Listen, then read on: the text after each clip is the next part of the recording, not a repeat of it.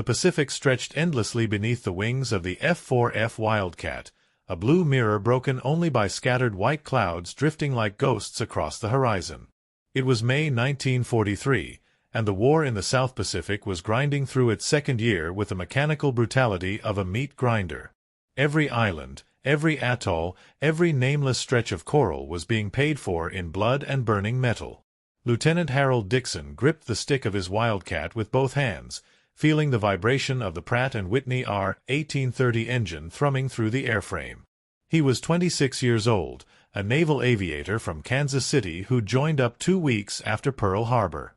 Flying off the deck of the USS Enterprise, he'd seen more combat in 18 months than most men saw in a lifetime. But today was supposed to be routine, a patrol sweep north of the Ellis Islands, scanning for Japanese reconnaissance planes that had been probing the American defensive perimeter. Behind him, in loose formation, flew 2 more Wildcats piloted by Ensign Tony Pastula and aviation radioman Gene Aldrich. 3 planes. 3 men. Standard patrol configuration. The kind of mission they'd flown 100 times before. The morning sun climbed higher, turning the cockpit into a greenhouse.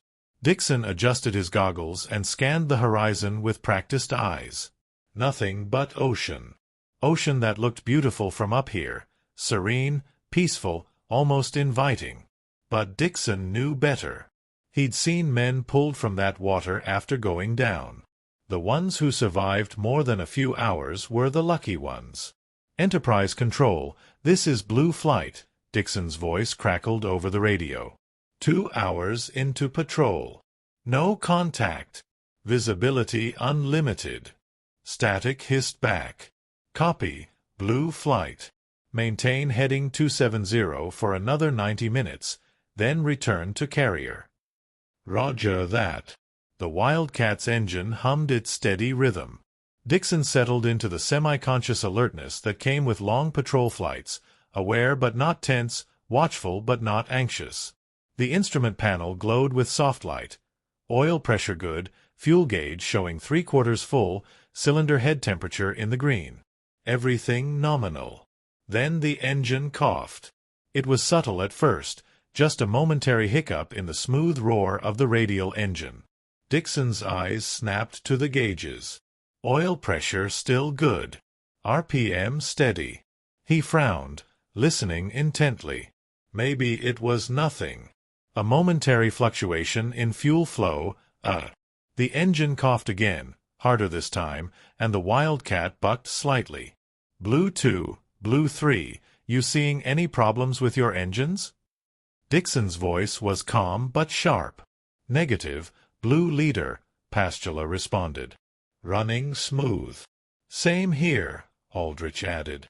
The engine sputtered once more, and this time Dixon saw the oil pressure gauge needle swing wildly to the left. His stomach dropped. Oil pressure loss meant bearing failure, meant the engine was about to seize, meant the Pratt & Whitney exploded into violent shaking. Black smoke began streaming from the cowling, whipped back by the slipstream. The cockpit filled with the acrid stench of burning oil. Dixon immediately throttled back and pushed the stick forward, trying to maintain control as the Wildcat began to lose altitude. Blue Flight, I've got engine failure. Losing oil pressure. Dixon's training took over, his voice steady despite the adrenaline spike. Going down.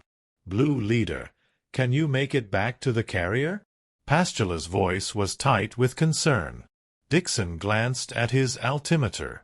8,000 feet and dropping. The Enterprise was over 200 miles southeast. The math was simple and brutal. He wasn't going to make it. Negative. I'm ditching. The ocean, so peaceful from altitude, suddenly became a vast, empty executioner rushing up to meet him. Dixon went through the ditching checklist with mechanical precision, even as his heart hammered against his ribs. Canopy unlocked. Shoulder harness secure. Mae West inflated. The emergency raft compartment was behind the seat. He'd need to grab it the moment he hit the water. The Wildcat was shaking violently now, the engine clattering like a box of bolts. Smoke poured into the cockpit, making his eyes water. 2,000 feet. The ocean surface began to show texture, the long, rolling swells that marched across the Pacific like massive breathing lungs. Blue 2, Blue 3, mark my position. Transmit to Enterprise. We've got you, Hal, Aldrich called back. We're staying with you. 1,000 feet. Dixon could see individual whitecaps now. He tightened his grip on the stick, calculating the angle, the speed, the moment of impact. Too fast and the Wildcat would cartwheel and break apart. Too slow and he'd stall and nosedive straight into the water. The margin for error was razor-thin. 500 feet. He cut the engine, what was left of it, and the screaming stopped, replaced by the whistle of wind over the airframe. The Wildcat became a glider, a 4-ton piece of aluminum and steel falling toward the sea with inexorable gravity. 200 feet. Dixon could see his reflection in the water now. He took a deep breath, locked his arms, and braced for impact. The Wildcat hit the ocean with catastrophic force. The world exploded into chaos, water, metal, violence. The impact felt like hitting concrete. Dixon's head snapped forward despite the shoulder harness, and stars burst across his vision. Water erupted over the canopy, turning everything into a churning green nightmare. The airframe screamed as it decelerated from 100 knots to 0 in less than a second. Then the Wildcat began to sink. Dixon's training kicked in through the fog of impact shock. He punched the canopy release. Nothing. Jammed. Panic flared hot in his chest. The cockpit was filling with water, cold Pacific seawater surging up around his legs, his waist, his chest. He hammered the canopy release again, slamming it with his fist. The mechanism gave way with a metallic clang, and the canopy slid back. Water poured in, but Dixon was already moving, unclipping his harness with numb fingers. The Wildcat was nose down now, sinking fast, the ocean claiming it with greedy fingers. Dixon grabbed the emergency raft package from behind the seat, a yellow bundle about the size of a briefcase, and kicked hard, swimming up through the flooding cockpit. He broke the surface gasping, sucking in air with desperate gulps. The Wildcat's tail was still visible, jutting up from the water at a steep angle like a gravestone. As Dixon watched, it slipped beneath the surface with barely a ripple, leaving only bubbles and a spreading slick of oil. And then there was nothing but ocean. Dixon treaded water, breathing hard, his mind racing. The emergency raft. He still had it, clutched against his chest with one arm. His Mae Westlife vest was keeping him afloat. He was alive. That was step one. Overhead, he heard the roar of engines. The two remaining Wildcats circled above, their shapes stark against the blue sky. Dixon waved with one arm, and he saw Pastula waggle his wings in acknowledgement. They'd seen him. They knew where he was. But as Dixon floated there in the vast emptiness of the Pacific, the reality of his situation began to settle over him like a cold blanket. The nearest land was hundreds of miles away. The Enterprise was over 200 miles southeast, and there was no guarantee rescue planes could reach him before nightfall. The ocean stretched in every direction, endless and indifferent. He was alone in the middle of the largest ocean on Earth, with nothing but a Mae West, an emergency raft, and whatever survival gear was packed inside that yellow bundle. Dixon pulled at the raft's inflation cord. The CO2 cartridge hissed, and the rubber began to expand, unfolding into a small, circular life raft about 6 feet in diameter. It wasn't much, more of a rubber donut with a fabric floor, but it was survival. He hauled himself in with shaking arms, water streaming from his flight suit. The two Wildcats continued to circle overhead. Dixon knew what they were doing, marking his position, transmitting coordinates, waiting to see if he made it into the raft. But they couldn't stay forever. Fuel was finite. Eventually, they'd have to leave. He sat in the raft, catching his breath, and inventoried what he had. The emergency kit contained flares, a signal mirror, fishing line, hooks, water desalination tablets, emergency rations, and a .38 revolver with 12 rounds. Standard Navy survival gear for Pacific operations. Enough to keep a man alive for a few days if he was lucky and smart. 10 minutes later, the Wildcats began to climb. Dixon watched them go, two silver specks growing smaller against the infinite blue, their engine noise fading to a distant hum and then silence. He waved once, a small, futile gesture, and then they were gone. The silence was absolute. No engine noise. No voices. No civilization. Just the sound of water lapping against the raft and the distant cry of a seabird somewhere beyond the horizon. Dixon sat very still, feeling the raft rise and fall with the swells, and understood with perfect clarity that he was now engaged in the oldest fight in human history. Man against nature, life against death. The sun climbed higher, turning the raft into a furnace. The ocean glittered with a beauty that was almost cruel. And Lieutenant Harold Dixon began the first hour of what would become 10 days adrift on the open sea. The clock was now ticking. Every moment mattered. Every decision could mean life or death. The Pacific sun reached its zenith, and the temperature inside the small raft became unbearable. Dixon's flight suit, soaked during the ditching, had initially provided cooling relief as the water evaporated. But now it was dry, and the fabric clung to his skin like a wool blanket in a furnace. The rubber floor of the raft absorbed heat, turning the small craft into a floating oven. Dixon opened the survival kit and took stock with methodical care. 4 emergency rations, compressed bars that tasted like sweetened cardboard. 2 small tins of water, maybe a pint total. 6 flares. A signal mirror. Fishing gear. The revolver. And a small first aid kit containing bandages, iodine, and morphine syrettes. He looked at the water tins for a long moment. 2 pints. Maybe 3 days' worth if he was extraordinarily disciplined. Maybe less in this heat. The Navy Survival Manual said a man could live 3 weeks without food but only 3 days without water. In the tropics, exposed to sun and salt spray, that window narrowed considerably. Dixon allowed himself 2 small sips. The water was warm and tasted of metal, but it was liquid, and his body absorbed it with desperate gratitude. He forced himself to close the tin and put it away. Discipline. That was the key to survival.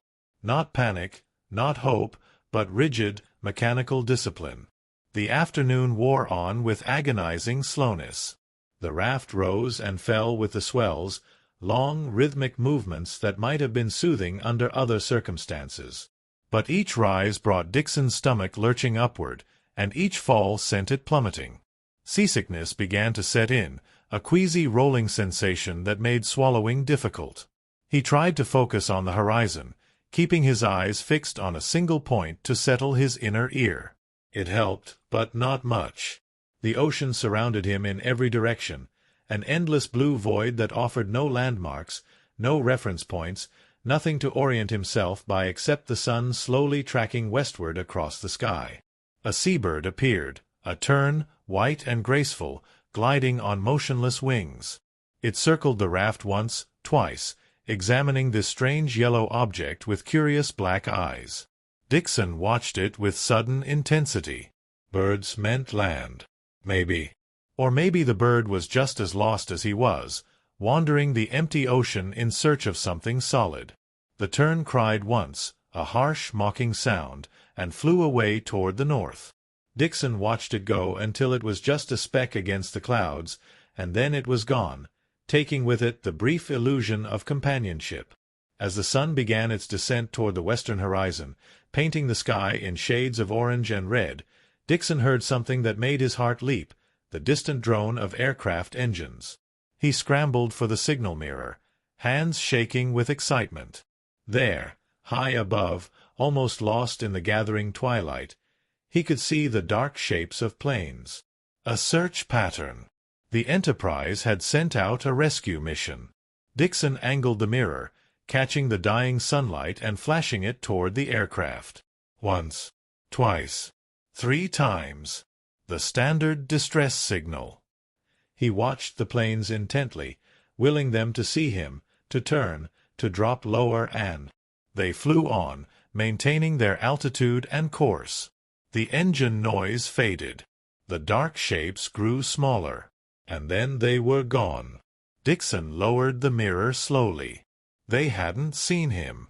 A yellow raft in an ocean of blue, a 6-foot circle in millions of square miles of water. The odds were astronomical. He knew that. But knowing it intellectually and feeling the crushing weight of it emotionally were two different things.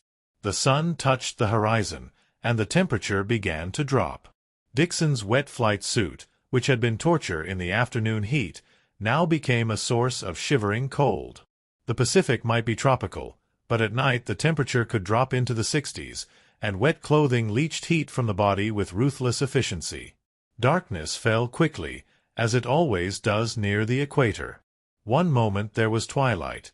The next, the sky was black and filled with more stars than Dixon had ever seen. The Milky Way stretched overhead like a river of light, beautiful and utterly indifferent to the tiny human floating beneath it. The raft creaked and swayed. Phosphorescence glowed in the water, microscopic organisms lighting up with each movement of the waves. It was beautiful. It was also deeply unsettling. Each glow could be a shark bumping the raft, investigating this strange object. Dixon pulled the revolver from the survival kit and held it in his lap. 12 rounds. Not much use against a shark, really. The water would slow the bullet, and hitting a moving target from a rocking raft was nearly impossible. But the weight of the gun was comforting, a tangible connection to the idea of agency, of being able to do something. He didn't sleep that first night. Every sound, every splash, every creak of the raft sent adrenaline spiking through his system. His mind raced with calculations and fears. How long until rescue? How far had he drifted? Was he drifting toward land or away from it? The current here ran west to east, he thought, which meant he might be moving toward the Phoenix Islands. Or maybe he was north of that current. Or south. He didn't know. Couldn't know. The stars wheeled slowly overhead, marking the passage of hours with astronomical precision. Dixon watched them, trying to remember his navigation training. Polaris would be low on the northern horizon, too low to see from this latitude. The Southern Cross was visible to the south, a distinctive pattern that mariners had used for centuries. It told him which way was south, but that information was useless without knowing where he was to begin with. Dawn came as a gradual lightening of the eastern sky, turning from black to deep blue to pale gold. Dixon watched the sun rise with a mixture of relief and dread. Relief because the night was over. Dread because it meant another day of heat, another day of thirst, another day adrift. His lips were already cracked. His tongue felt thick in his mouth. He allowed himself another 2 small sips of water and forced down half of one emergency ration. The bar was difficult to swallow. It seemed to suck moisture from his mouth, but he needed calories. Starvation was a slower death than dehydration, but it was still death. The second day passed much like the first, but with subtle changes that marked the progression from crisis to ordeal.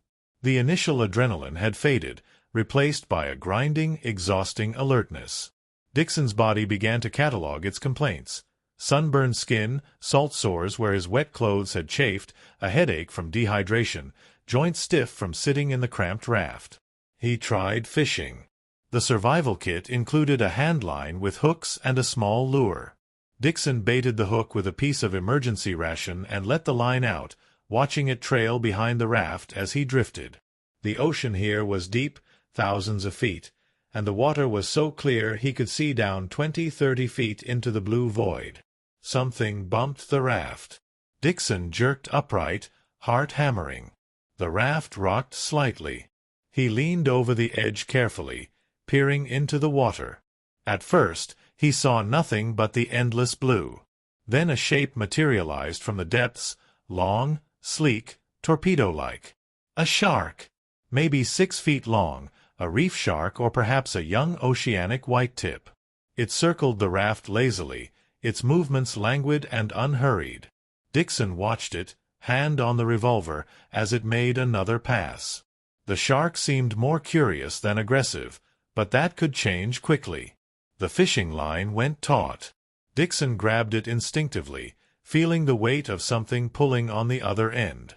He began hauling it in, hand over hand, the line cutting into his already raw palms. Whatever was on the hook was fighting hard, and for a moment Dixon allowed himself to hope. Fresh fish meant food, meant moisture, meant... The line went slack. When Dixon pulled it in, the hook was bare. Whatever had been there was gone, bitten clean through by the shark circling below. The predator had stolen his catch, and with it, his best chance at sustenance. Dixon slumped back in the raft, fighting the urge to scream in frustration. He rebaited the hook with trembling fingers and tried again. And again. Each time, the result was the same. Either nothing bit, or the shark intercepted the catch before Dixon could reel it in. By the end of the second day, he had caught nothing. The water tins were half empty. His lips were splitting, bleeding slightly. When he urinated, the stream was dark yellow, almost orange, a clear sign of severe dehydration. His body was already beginning to consume itself, burning through fat reserves, concentrating urine to preserve every drop of precious moisture. That night, Dixon allowed himself to think about rescue with cold rationality. The Enterprise knew roughly where he'd gone down. They'd sent out search planes. But the ocean was vast, and he was a tiny speck in an enormous area. Search grids could be miles wide. A raft could be overlooked easily, especially if the sun was at the wrong angle or if clouds obscured visibility. How long would they search? 3 days? 5? A week? The Navy didn't have unlimited resources. Other pilots were going down every day. Other men needed rescue. At some point, the calculus would change. At some point, they would mark him as lost at sea and move on. Dixon looked up at the stars and made himself accept the possibility that no one was coming, that he was on his own. That survival depended entirely on his own skill, his own will, his own refusal to quit. The ocean lapped against the raft with its eternal rhythm. The phosphorescence glowed. The stars burned with cold light. And Lieutenant Harold Dixon settled into the long, grinding fight for survival, knowing that he had only just begun to understand how hard the next 8 days would be. The true test was only beginning. The ocean was patient. It could wait. Day 4 arrived with a brutal dawn. Dixon woke, if you could call his fitful semi-consciousness sleep, to find his lips so swollen and cracked that moving them sent sharp pains through his face. His tongue was a thick, leathery thing that barely moved in his mouth. The last tin of water was empty. He'd finished it during the night, breaking his own rationing discipline in a moment of desperate thirst. No water left. 0. The sun climbed into a sky that was mockingly beautiful, cloudless, perfect, the kind of day that would have been ideal for a beach outing or a leisurely sail. But from the raft, that sun was an executioner, beating down with merciless intensity. The rubber floor of the raft was so hot Dixon couldn't touch it with bare skin. He'd torn strips from his flight suit to create makeshift pads to sit on, but the heat still radiated up, cooking him from below while the sun roasted him from above. His mind began to play tricks. He saw ships on the horizon, gray warships, merchant vessels, even a cruise liner once, complete with passengers waving from the deck. Each time, he would grab the signal mirror, flash it desperately, and watch as the ship sailed closer, closer, and then dissolved into heat shimmer and empty ocean. Mirages. His brain, starved for water and hope, was creating them from nothing. Dixon tried to fish again, but his hands were shaking too badly to bait the hook properly. The line slipped from his fingers and trailed uselessly in the water. He pulled it back in and just sat there, staring at it, unable to muster the coordination to try again. Thirst was no longer an discomfort. It was agony. It was all-consuming. Every thought, every sensation circled back to one desperate need: water. His body was screaming for it. His kidneys had essentially shut down. He hadn't urinated in over a day. His blood was thickening, his circulation slowing. Dehydration was killing him by degrees, and he could feel every stage of the process. The ocean surrounded him with water, billions of gallons of it, but not a drop he could safely drink. Salt water would only accelerate dehydration, pulling moisture from his tissues through osmosis. He knew that. But the temptation was excruciating. Just one sip. Just one handful to wet his mouth. No. Dixon clenched his fists until his nails bit into his palms. That was the path to madness and death. Men who drank seawater died badly, their organs shutting down as salt levels in their blood spiked. He would not go that way. Day 5 brought rain clouds. Dixon saw them building on the western horizon, towering cumulus clouds, dark gray at their bases, reaching up into the upper atmosphere. His heart leaped with desperate hope. Rain. Fresh water. Salvation. He spread out what remained of his flight suit, creating a crude catchment surface. He positioned the empty water tins beneath the corners. He tilted his head back and opened his cracked mouth to the sky, ready to catch every precious drop.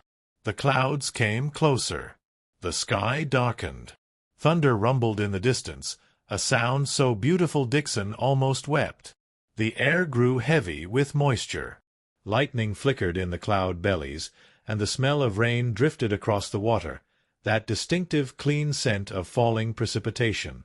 The storm passed 3 miles to the south. Dixon watched it go, saw the gray curtain of rain falling from cloud to ocean, and felt something break inside him. He'd been so close. So goddamn close.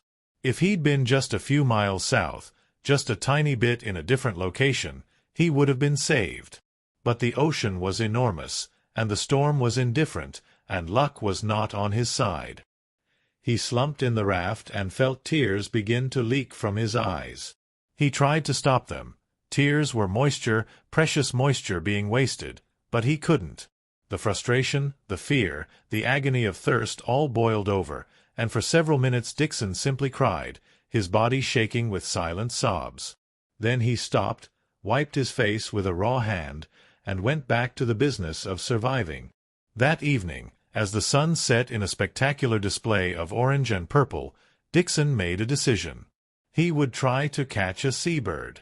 Birds were moisture, their blood, their tissues, their internal fluids. He'd read about it in survival manuals. Pacific Islanders had done it for centuries. It was possible. A tern landed on the raft's inflation tube around dusk, perching there to rest. It was so close Dixon could have reached out and touched it.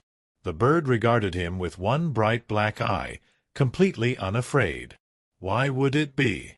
It had probably never seen a human before, had no concept of danger from this strange, nearly motionless creature.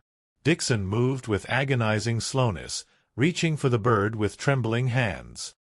His fingers were within inches when the tern suddenly took flight, crying out in alarm. It circled once and then flew away into the gathering darkness. Dixon had missed his chance. Day 6 was a blur of heat and confusion. Dixon's mind began to disconnect from his body, floating above the scene like a movie camera filming from above. He could see himself in the raft, a sunburned, skeletal figure, barely recognizable as human. His flight suit hung on him in tatters. His skin was blistered and peeling. His lips were split open in a dozen places, crusted with dried blood and salt. He hallucinated conversations. His mother was there, asking him about school. His flight instructor appeared, critiquing his landing technique. Tony Pastula sat in the raft next to him, laughing about something that had happened back on the carrier. Dixon answered them, his voice a croak, carrying on detailed conversations with people who weren't there. Part of his mind knew this wasn't real. That part stood aside and observed with clinical detachment, noting the progression of symptoms: severe dehydration, electrolyte imbalance, probable kidney failure beginning, cognitive impairment. But that rational part was small and growing smaller, drowned out by the hallucinations and the overwhelming, screaming need for water. On day 7, Dixon caught a fish. It happened almost by accident. He'd left the line trailing in the water, barely conscious, when he felt the sudden tug. Muscle memory took over. He grabbed the line and began pulling, hand over hand, barely aware of what he was doing. A small triggerfish came up, maybe 8 inches long, its body flat and colorful. In his delirium, Dixon thought it was the most beautiful thing he'd ever seen. He grabbed it with both hands, ignoring the spines, and bit directly into its body. The flesh was raw and fishy and absolutely revolting. But it was moisture. Dixon chewed and swallowed, feeling the fluid seep into his parched tissues. He ate the entire fish, flesh, organs, everything, leaving only the bones and scales. He squeezed the guts and drank the few drops of liquid that came out. It wasn't much. Maybe a few ounces of fluid total. But it was enough to pull him back from the immediate edge of death. His mind cleared slightly. The hallucinations receded. He could think again, at least a little. That night, more clouds built up, and this time Dixon was ready. He'd learned from the previous miss.